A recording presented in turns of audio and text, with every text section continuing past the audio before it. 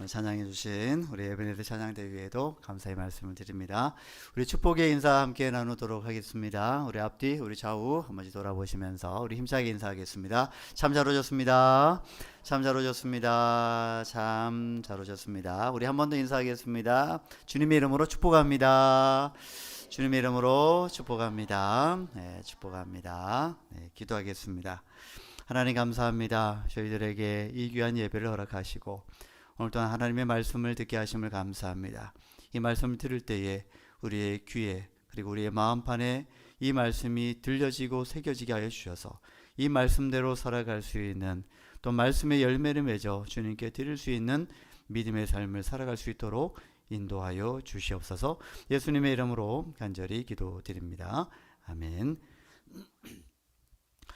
오늘 본문은 지난주 우리가 함께 나눴던 말씀, 예수님께서 평지 설교를 하셨는데 네 가지의 복과 또 네 가지의 화를 선포하셨죠. 그렇게 평지 설교를 하고 나신 후에 이제 하나님의 나라의 백성들이 하나님 나라의 백성들이라면 또 그에 걸맞는 삶이 분명히 있는데, 그런 삶이 어떤 것인지에 대해서 오늘 구체적으로 예를 들어서 말씀하고 있는 것을 볼 수가 있습니다.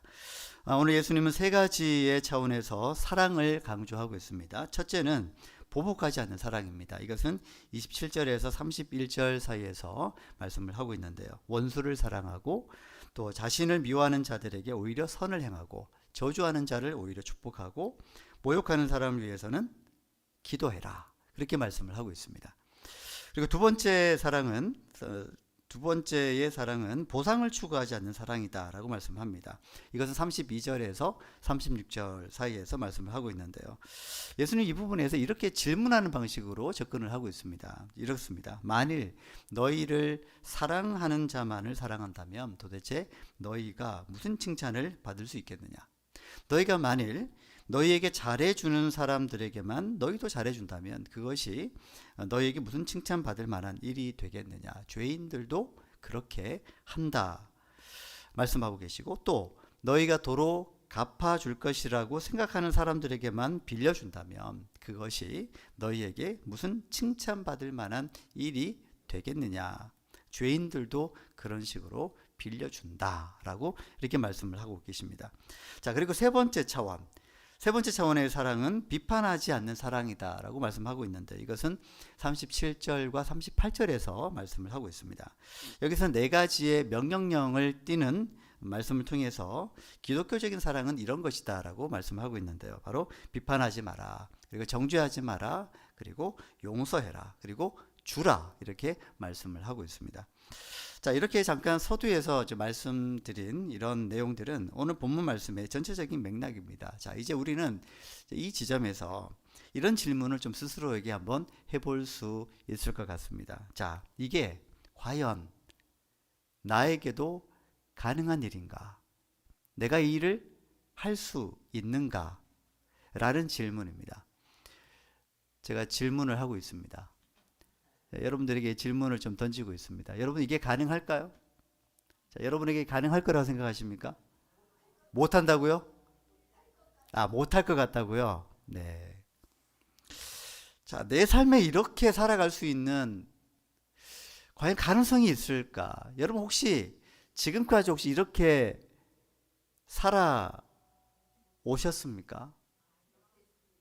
너무 자신 있게 대답하는 것도 문제입니다.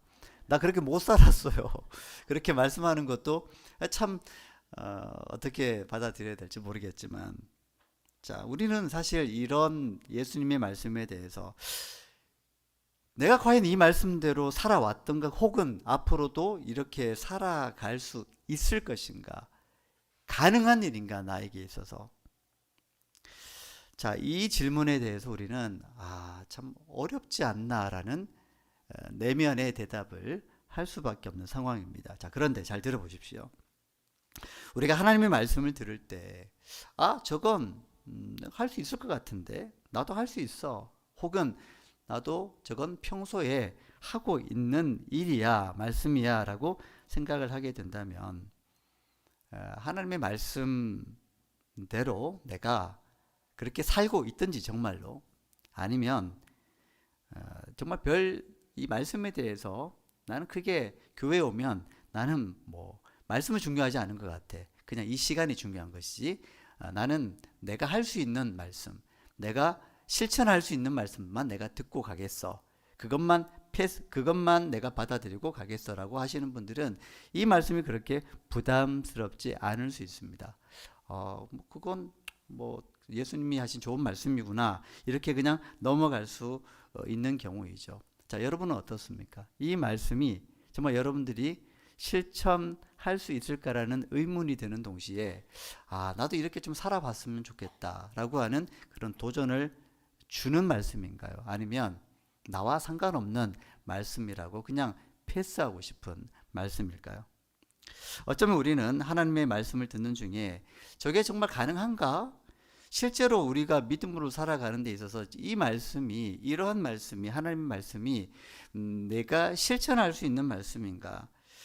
어떻게 저렇게 살지? 저건 도인이나 성인이나 행할 수 있는 일들이지. 저건 아주 훌륭한 목회자 중에서도 아주 훌륭한 목회자나 저렇게 살 수 있는 것이지. 저건 예수님이라면 모를까? 이건 안 돼. 자, 이런 마음의 반응이 일어날 수도 있는 것이겠죠.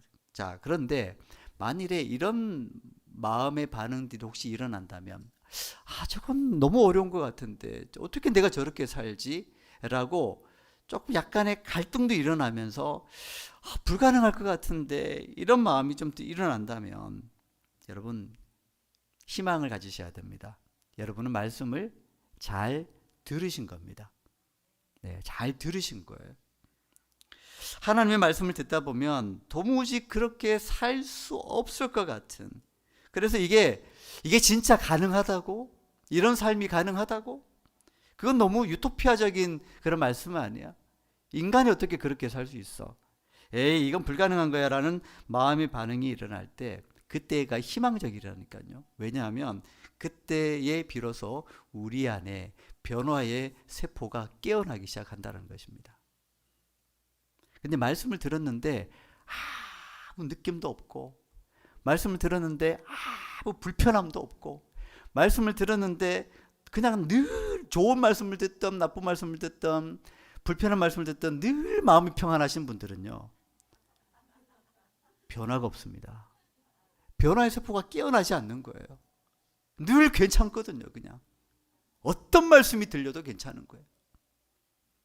그런데 이게 가능한 일인가?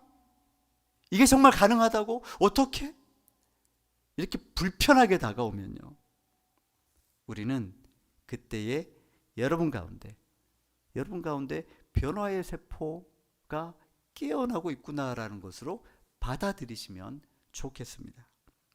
왜냐하면 우리는 변화라고 하는 것은요, 언제나 하나님의 말씀으로 쿡 찔릴 때 변화가 나타나요.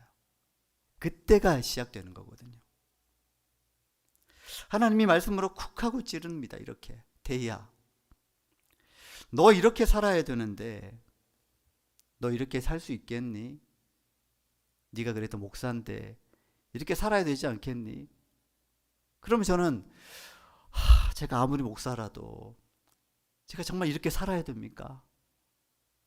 너무 힘든데요, 하나님. 이런 불편함이 있을 때, 아무개 장로야, 너 이렇게 살아야 되는데 힘들다고 느끼지? 이게 불가능하다고 느끼지? 네, 그래요. 아무개 집사, 권사야, 믿음의 사람이라면 이렇게 살아야 되는 거야. 이게 말씀대로 하나님의 백성답게 살아가는 거야. 이렇게 말씀하실 때, 근데 참 어려울 것 같지? 라고 물으실 때, 그때에 어떻게 이런 어려운 말씀을 저한테 주십니까? 라고 자극되고 불편함이 느껴질 때, 여러분, 그때서야 비로소 우리에게 변화가 시작되는 초두에 딱 서 있는 게 되는 것입니다. 우린 고민이 됩니다. 안 될 것 같은데, 하지만 말씀은 주어졌고, 이럴 때 우리는 두 가지 반응을 합니다. 그래도 한번 살아보려고, 불가능할 것 같지만 그래도 말씀하시니까 순종해 보려고 노력합니다. 반대로 어떤 이는요, 정반대로 아까 말씀드린 것처럼 너무나 마음이 평안합니다. 그러시든가 말든가. 주님 말씀하셨어요. 네, 알겠습니다. 네. 그냥 패스 시켜버립니다.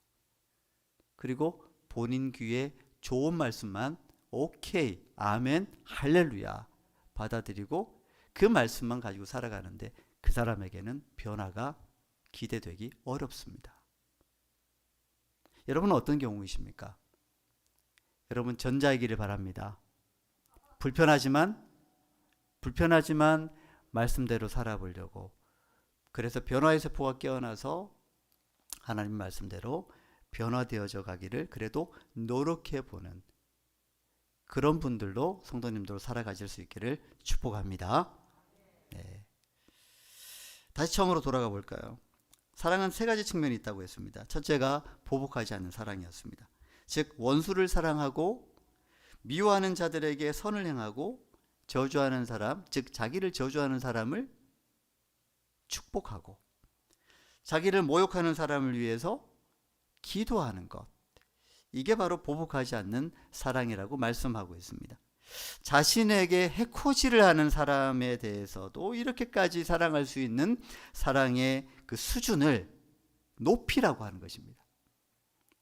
그러나 이것은 쉽지 않은 사랑입니다. 자신의 원수 같은 사람과 자기를 이유 없이 미워하는 사람, 그리고 자신을 늘 저주하며 험담하고 뒷담화하고 다니는 사람을 사랑한다라는 것, 자기를 언제나 사람들 면전에서 모욕을 주고 모멸감을 주는 그런 사람에게 똑같이 그렇게 돌려줘도 모자랄 판인데 그들을 위해서 잘해주고 축복하라니요.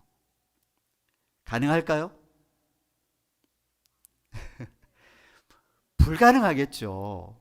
네, 이따가 말씀, 이건 이 질문으로 남겨두고 이따가 말씀을 들으면요, 아, 이게 불가능하지만 불가능하진 않겠구나라는 것을 알게 되실 겁니다. 자, 두 번째 사랑은요, 보상을 추구하지 않는 사랑이라고 했습니다.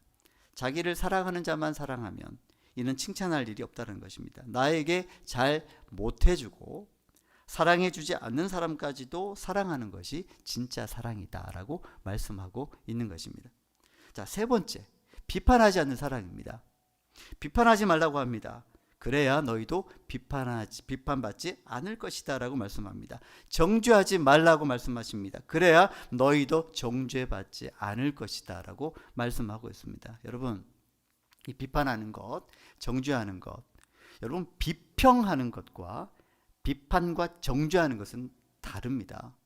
비평은 좀 더 우리가 발전하자, 그런 의미에서 나쁜 점들은 좀 이렇게 고쳐줬으면 좋겠고 잘한 것들은 잘했다고 칭찬해주는, 이게 비평입니다. 근데 비판과 정죄는요, 그냥 잘했건 못했건 무조건 못했다라고, 무조건 이렇게 나쁘다, 못했다라고 이렇게 단점반을, 장점도 단점인 것처럼 지적하는 게 정죄입니다. 자기는 잘했고 너는 못했다라고 얘기하는 게 정죄입니다. 여러분, 주변에 보면 가끔 남의 욕을 잘 하고 다니는 사람들이 있습니다. 자기 욕은 절대 안 합니다. 나는 죄인이요 하고 다니지 않고 저 사람 참 나쁜 사람이다, 저 사람 참 이상한 사람이다 라고 욕을 하고 다니는 사람들이 있는데, 여러분 사실 조심해야 됩니다. 여러분에게 누군가가 와서 지금 그 앞에 없는 누군가를, 그 사람이 좀 욕을 하고 다니면, 욕을 한다 그러면 여러분 그분의 말에 귀를 기울이기보다 그분을 조심하셔야 됩니다. 왜냐하면 그분은 언젠가 여러분도 그 도마 위에 올려놓고 다른 사람에게 가서 욕을 할 가능성이 아주 높은 그런 사람이기 때문에 그렇습니다. 저도 경험상 그렇습니다. 저에게 누군가 여기 없는 다른 사람을 욕하는 사람 얘기를 들어보면 저에게만 특별히 막 그렇게 얘기해 주는 것 같은데 나중에 알고 보니까 그 욕했던 그 사람에게 가서 또 저의 욕을 하고 있더라고요. 그래서 그때 저는 모든 사람들이 제 마음 같은 줄 알았거든요. 근데 그렇지 않더라고요. 그렇게 어떻게 내 앞에 그 사람에 대해서 욕을 해놓고 또 나에 대한 욕을, 또 그 사람한테 그렇게 가서 욕을 할까. 그 경험을 하고 난 다음부터는 그렇구나, 사람이 그렇구나. 그래서 그때 제가 지혜를 깨달았습니다. 제 앞에서 어느 누군가를 욕하게 되면 이 사람을 조심해야 되겠구나. 나를 언젠가 욕할 사람이구나. 근데 제 앞에서 분명히 그 사람의 어떤 단점과 잘못을 알고 있음에도 불구하고 그 사람에 대해서 절대로 제 앞에서 어떤 험담도 하지 않는 분들을 보게 됩니다. 할 만한데, 할 수 있을 것 같은데 하지 않습니다. 존경스럽습니다. 여러분, 남을 쉽게 정죄하거나 비판하지 마십시오. 오늘 말씀에 보면 그 정죄와 비판, 그것이 나중에 똑같이 나에게 돌아온다라는 것을 오늘 말씀하고 계시기 때문에 이 말씀대로 잘 지켜나갔으면 좋겠습니다. 그리고 용서하십시오. 그러면 용서를 똑같이 우리가 받을 수 있을 것이다라는 이 말씀을 있는 그대로 믿고 나아가실 수 있기를 바랍니다. 자, 그런데 문제가 있습니다. 너무 좋은 말씀인데 처음에도 말씀드린 바이지만 이건 보통 사람들이 살아내기에는 거의 불가능할 것 같지 않습니까? 이게 문제라고 하는 것이죠. 지금 저나 여러분들이나 지금 마음속에 그렇게 살아가는 것은 너무 좋은 일이고 그렇게 살아가야 될 것 같긴 한데, 근데 사실 그렇게 살아가지 않아도 여러분의 삶이 그렇게 불편하지 않을 겁니다. 지금까지 살아왔던 방식대로 살아가기 때문에.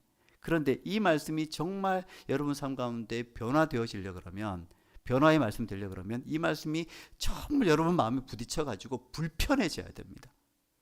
정말 이렇게 살아야 되나? 그러니까 말씀이 떠나지 않아야 됩니다. 이 말씀이. 근데 문제는 이게 정말 가능할까입니다. 세상에 이렇게 살아가는 사람이 어떻게 있을까? 자기를 저주하는 사람을 어떻게 축복해? 자기를 모욕하는 사람들을 위해서 어떻게 축복하고 기도해 줄 수 있지? 여러분, 가능하지 않을 것 같잖아요. 그런데 주님은 이 말씀으로 우리를 초대하셨습니다. 이미. 자, 잘 들으시고 보십시오. 믿음의 사람이기에, 하나님의 백성이기에 추구해야 될 적극적인 삶에 대해서 이제 말씀을 하고 계시는데 32절부터 이렇게 살아야 되는 이유에 대해서 다른 측면에서 지금 말씀을 하고 있는데요. 잘 보십시오.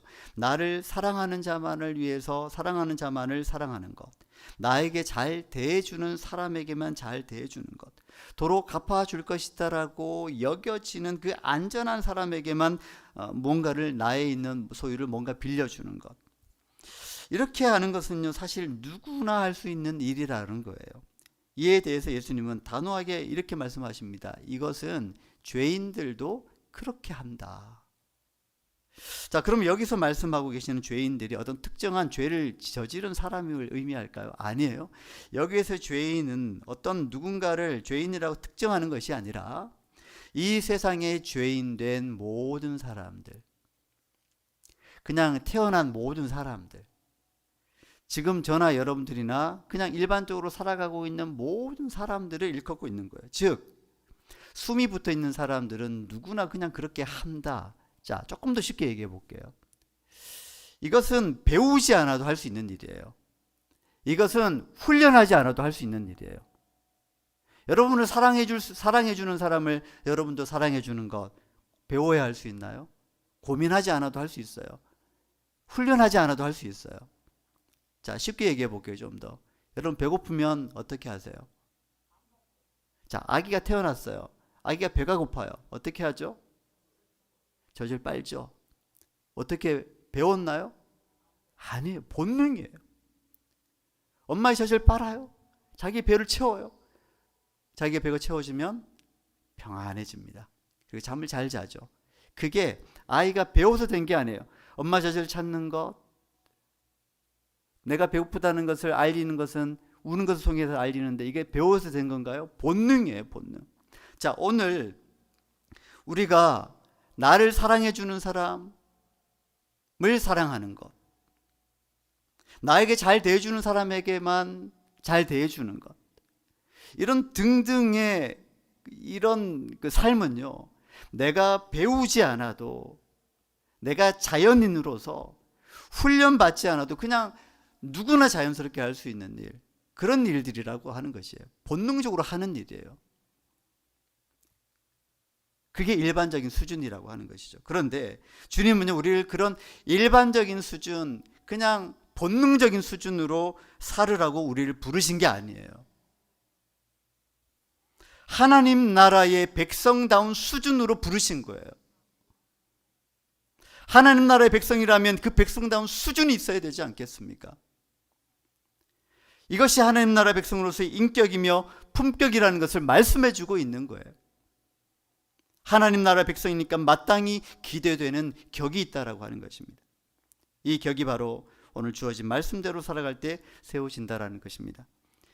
자, 그 사람의 인품을 나타내 주는 것이 인격 또는 품격이라고 얘기를 합니다. 여러분, 이게 우리가 모든 사람들이 인격을 다 가지고 있는데 그 인격이 조금 더 사람들에게 존경받을 수 있는 인격이 되려면 품격으로 나아가야 됩니다. 여러분 다 인격을 가지고 있으셔요. 그런데 여러분, 사람들로부터 여러분들이 품격 있는 사람이다 라고 혹시 인정받고 있나요? 네, 그렇게 되실 줄로 믿습니다. 그렇게 좀 되시기를 바랍니다. 네, 별로 안 다가오세요? 네, 저는 품격 있는 사람이다라는 말을 참 좋아합니다. 왜냐하면 어떤 사람이 참 예의 바르고 때에 맞는 말을 하고 사람들을 잘 존중하는 것을 보게 되면요, 저 사람, 보통 우리가 이렇게 얘기하지 않습니까? 되게 품격 있다. 네, 품격이 있다. 뭐 명품 차 또는 뭐 명품 백을, 명품 옷을 입었기 때문이 아닙니다. 그냥 옷은 보통 그냥 그렇게 입고 다니는데 몇 마디 나도 보면요, 저 사람 되게 품격 있구나. 이렇게 좀 존경스러운 분들이 계셔요. 저는 우리 본계교회 성도님들이 다 그런 품격 있는 분들이다라고 인정받을 수 있는 그런 성도님들이 되실 수 있기를 바랍니다. 여러분, 꼰대에도 격이 있는 거 아십니까? 꼰대. 여러분, 꼰대에도 격이 있다는 것을 한번 말씀드려 볼게요. 꼰대라고 하면 별로 이렇게 좋게 여겨지지 않죠. 자, 그런데 이 꼰대인가 아닌가 하는 그 잘 알려진 그 기준, 예시가 바로 이거라고 하죠. 라떼는 말이야. 라떼는 말이야. 이렇게 얘기하더라고요. 근데 가만히 생각해 보면 라떼는 말이야라고 이렇게 얘기했을 때 그 의미를 가만히 들여다보면 라떼는 이런 경험을 했어라는 것이죠. 사실은 가만히 들여다보면 나쁜 의미는 아니거든요. 그런데 선배들의 어떤 경험들을 이야기해 주는 것임에도 불구하고, 자, 이것이 왜 꼰대로 여겨질까? 나쁜 꼰대로 여겨질까? 나 때는 이랬었는데 말이야 라고 얘기하면서 지금 도대체 너희들이 뭘 안다고 까불지 마. 나 때는 이랬는데 아이고 아무것도 모르면서 참 철없는, 이런 식으로 지금 이 말을 듣고 있는 사람들에 대해서 무시하기 때문에 꼰대라는 말을 듣는 거예요. 근데 정말 격식 있고 품격 있는 꼰대는 이렇게 한다고요. 나 때는 말이야 라고 얘기는 하지만 그 다음 말이 중요합니다. 내가 옛날에 경험했던 것은 이러이러한데 혹시 이게 참고되고 도움이 되면 좋겠어 라고 접근을 하면 뭐 순간 듣는 순간에는 이게 꼰대인가 싶어서 기분이 살짝 나쁘다가도 집에 돌아가서 생각해 보면 이분이 자기의 경험을 어쩔 수 없이 얘기해 줘야 되는 상황이 있잖아요. 근데 그것을 아주 우회적으로 좀 도움이 되면 좋겠다라는 방식으로 전해주기 때문에 경험도 얘기해 주면서 또 존중받는 느낌을 또 주게 하고 또 애정을 느끼게 된다라고 하는 것입니다. 여러분, 격이 있다라고 하는 것은 그 사람답다 이렇게 인정해 주는 거죠. 여러분, 한국 사람답다, 일본 사람답다, 미국 사람답다, 중국 사람답다 이렇게 얘기를 하면 여러분 지금 막 떠오르는 게 있지 않습니까? 네, 한국 사람답다면 뭐가 떠오르세요? 그러니까요, 이렇게 떠오른다니까요. 네. 그 국가의 사람들이 가지고 있는 성품, 가치관, 태도 같은 게 딱 이렇게 우리가 이미지가 떠올라요. 최근에 이번 2022년 베이징에서 열린 그 동계올림픽, 거기서 진행된 그 종목 중에서 이 쇼트트랙, 이 편파 판정을 보신 분들은 아시겠지만 정말 열불이 나더라고요. 자, 그런 걸 보면서 사람들이, 우리나라 사람들이 하는 얘기예요. 외국 사람도 그렇게 얘기했다고 하는 것 같은데 댓글 같은 걸 보니까 중국이 중국했다 이렇게 얘기를 하더라고요. 근데 그게 뭔 말인지 아시죠? 제가 그 큰 한 나라를 제가 막 이렇게 무시하는 발언은 아니고요. 이런 방식으로 우리가 어떤 품격에 대해서 우리가 이미지를 떠올리는 수가 경우들이 많이 있다라는 것을 말씀드리는 것입니다. 마찬가지로요. 우리가 믿음의 사람이라면, 우리가 하나님 나라의 백성이라면, 천국 시민권을 가진 사람이라면 그에 걸맞는 품격을 갖추는 것이 마땅하지 않겠냐라고 하는 거예요. 질문입니다. 저와 여러분은 지금 하나님 나라 백성다운 품격을 갖추고 있다고 생각하십니까?